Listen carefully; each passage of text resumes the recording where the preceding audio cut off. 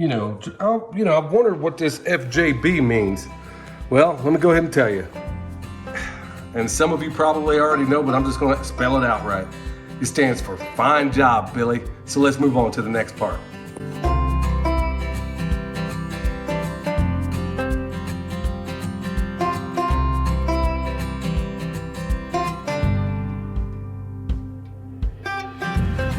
Hey y'all, Billy from Perma Pastures Farm. This video is not going to be too different from the ones you've just recently seen. You might have noticed that there's a common theme, and a lot of it has to do with recycling and where to go to get things that could be very, very useful on your farm. I think the last video had something to do with, finding fertility, mountains of it, wood chips, leaf litter, all that kind of stuff. Well, today I'm going to show you what exactly we do with all the stuff that's left behind when we burn our wood. Okay, folks, check it out. William and I and my niece Kendra, we just put this thing in a little while ago. I mean, just really less than a month ago. And it was not the cheapest thing in the world, but we had to get it done. In fact, a few of the places that I called in Asheville, the biggest town we live near, just about every single one of them said they couldn't even get the raw materials to have them made. So as, fortune would have it, well, as the good Lord provides, really, in a nearby town, they just happen to be distributors, and they happen to have the very model I was looking for, buck stove. I mean, this thing will put it out. And, if you haven't gotten one of these, folks, you might even consider it, considering the times we're in right now and whether or not you may or may not have electricity available. This might be a pretty good backup. And, some friends of mine live up in Tennessee. They have one similar to it where it's on the legs, where they actually sent a picture the other day of them. They had a pot on the top of it, boiling things. So consider those things. But okay, I digress. We're going to get into it. All right, obviously there's wood in there, and I'm going to fill this bucket up. Now, stick with me, folks, because you're going to think, how useful a video could this possibly be? Well, I think I'm going to blow your mind here in a little bit. For those of you who do not know. All right, first things off, let me go ahead and do a good cleaning on this thing. Today, the weather is like 50 degrees outside, which really in these mountains, if you come from the kind of country that I come from, 50 degrees in this environment feels more like 70. So if you ever wonder why in the middle of winter I'm out here in a t-shirt, there you have it.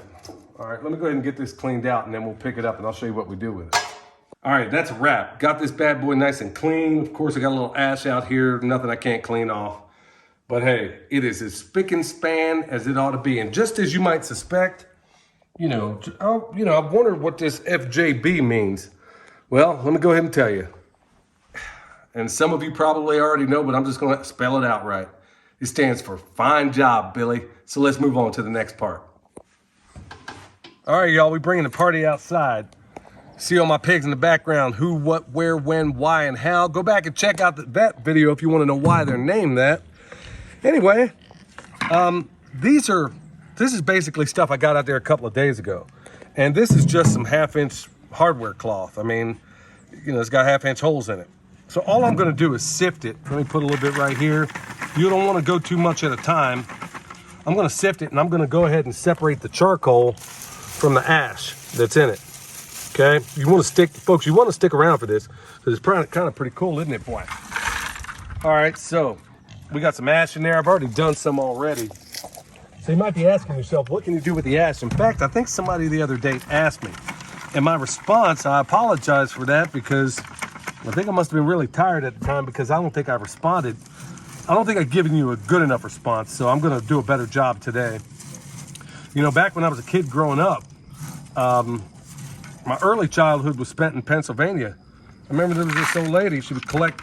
Where I lived, pretty much everybody burned either coal or wood to stay warm. And there was this old lady who would always come out in the city and throw her ashes out on the sidewalk whenever it was icy or snowy. And I remember you'd be slipping and sliding as a kid, but you'd get around that stuff and all of a sudden you'd have grips. So that's one thing you can do with it. I can tell you one thing we do and have been doing for years and years on our farm, and it didn't matter where we were. We'd take this stuff and we'd put it 50-50 with some sand, with some sharp sand, into the dust bath that the chickens used. And it goes a long way. When they want a dust bath, believe me, that's the cat's meow for them. You know, mites ain't real crazy about it, and the other things that want to mess with them. Chickens absolutely love it. So there's another use for it. You know, back in the day, people used to make soap out of this stuff with the ash. You know, maybe that's something we might want to consider in the future. You know, how hard things are getting these days. And plus, you know, there's a lot of homesteads out there making soap. I think they used basically hardwoods because of the high potassium content in it. They could make the lye they needed to make that soap. So how cool is that? All right, so what other uses could you do with this stuff? All right, check it out. Believe it or not, there's just enough abrasiveness in this thing to where you can actually mix it with a little bit of water and you can actually polish some stuff up with it. In fact, the glass on the inside of that insert I was just showing you, you could easily clean up some of the debris that, or some of the, it's like, I don't know what it is, but basically sticks to the window in there. You can mix some of that ash with some water, bam, takes it right off. Better than any SOS pad you ever seen. All right, so we always put, this is part of why we do the chicken tractor on steroids, because some of that ash we can also put into the compost. It always finds its way into there. Now, you want to be real careful with that stuff. Yeah, you want to be real careful when you put this stuff around your plants, because honestly, if you have acid-loving things like blueberries and stuff like that, they're not going to thank you for it. So you want to use this stuff sparingly. Also, back in the day, there used to be farmers that had a little bag on there as they would sow their seeds, or, you know, they always had a little sprinkle of this stuff just kind of falling in behind them, you know.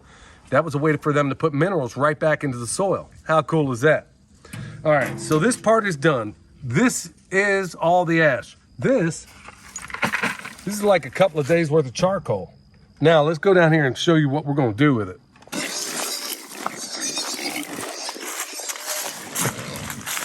All right, y'all, here's where we get down to brass tacks. We've shown you in previous videos how we would make biochar. Okay, well, you can do that. And we would also give it to every animal that will eat it around here. Ain't that right, boy? Well, you don't have to necessarily do that. You know who else loves this stuff and it's just straight charcoal? These guys right here. Now they're gonna poke around, they're gonna crunch on it. Folks, let me tell you something. We'll get down here so you can see it a little bit better. Actually, I want you to hear that for a sec. You hear that? They will eat their weight in this stuff. In fact, they will go through a half a bucket of this stuff a day. Now, they also have kelp on demand inside there. Also, what we also supplement everything with, we've been experimenting so many different ways when it comes to minerals, because in these times, like I said, you'll see a common thread through all this stuff, looking for alternative means to get the same job done. Instead of buying these minerals out there, which the good ones can be very pricey, especially as it pertains to like our hair sheep and stuff like that with the minerals we use. This is as economical as you're going to get. This is as permaculture as you're going to get. And what's going to happen? They're going to eat this stuff. Their bodies are going to absorb whatever minerals they need. Okay, Milk Boy, you're just determined to be a little pest. Their bodies are going to absorb whatever minerals they need out of there, right? And at the same time, as it goes through their digestive tract, and they're going to wind up pooping all in there, where we're going to collect their excrement anyway and add it to the chicken tractor on steroids. I mean, it's activated. As it goes through their system, it's not only benefiting them, they extract what they need, the charcoal drags out some of the unwanted things inside of them, and then it's off to the races. This is exactly what they need. Now, we have found out that the more comfrey we give them, which is a dynamic accumulator, the more comfrey we give them, the less they eat. But as it gets longer in the tooth, in the year, we give them less and less comfrey because there's less to get. So the less comfrey they get, the more charcoal they eat. Less charcoal they eat, the more kelp they eat. But it's pretty amazing that their kelp container in there is full. And typically, when they don't have access to this or comfrey, they will eat all the kelp. So it kind of, if you just play around with this stuff, it'll kind of let you know exactly where your problems are. So how cool is that? They're sitting here grubbing like nobody's business. It does not harm them. It's perfectly hygienic, and it's the best thing in the world for them, y'all. How cool is that? Look, I mean, just listen.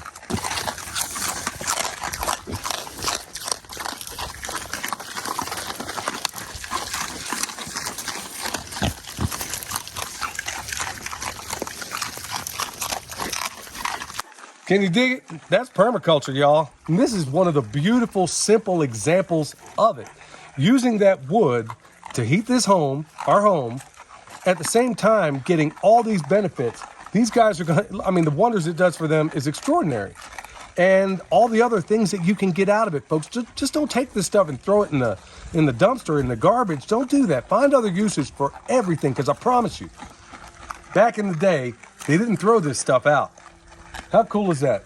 So problem is the solution. And you know what? The more they eat of this, the less I got to spend on expensive kelp, because we spend almost nothing to raise our omnivores. And what little we do spend is like pretty much on kelp. And that's pretty much the only cost we have in them. So folks, remember, if you need some bone sauce, we got it at the website. If you want comfrey, beautiful, magical plant, we got plenty of that too. Check it out at the website.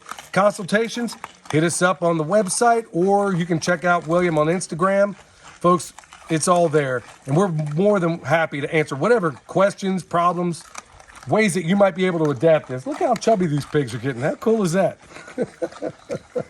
I love it. Until next time, this is Billy from Perma Pastures Farm, where permaculture is my passion. We'll see y'all next time.